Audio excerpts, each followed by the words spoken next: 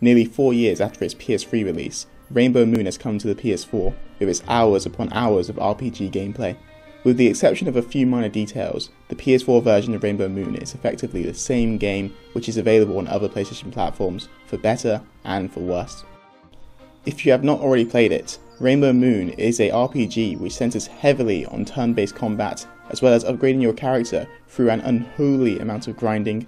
The first few hours of Rainbow Moon provides the impression that the combat is simple and rather tedious, but if you stick with the title, new characters, classes, attacks, items, and skills all come into play to create a fun and intuitive combat system. To win encounters, you have to think, but the level of depth is not too high, so Rainbow Moon is quite accessible for beginners. The enemies each have flaws and patterns which can be exploited, like running around in circles or leaving items on the battlefield to limit the ways enemies can attack. Patience is a virtue you must have in order to fully experience Rainbow Moon, as the game is all about the grind.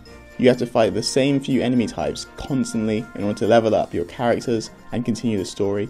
Even though the combat is good, it can become very tedious to spend hours fighting 3 or 4 enemy types to complete a quest and then do it all over again in another area.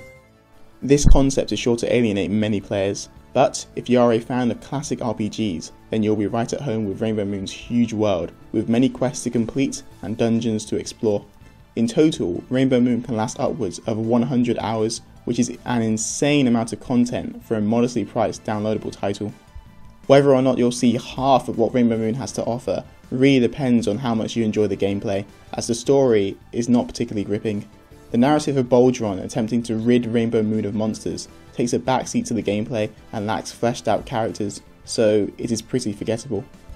The PS4 version features updated dialogue, which is nice, but not really game changing.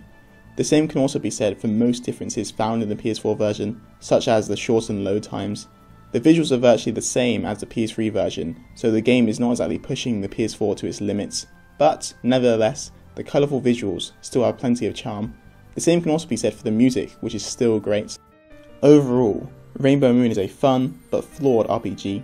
It is a shame that the PS4 version is more of a straight up port that does not address some of the issues found in the other versions. The general gameplay remains fun, although the extreme amounts of grinding and repetition is certainly not for everybody. If you are a JRPG fan though, Rainbow Moon is great value for money and should definitely be on your watch list. Final score, B grade.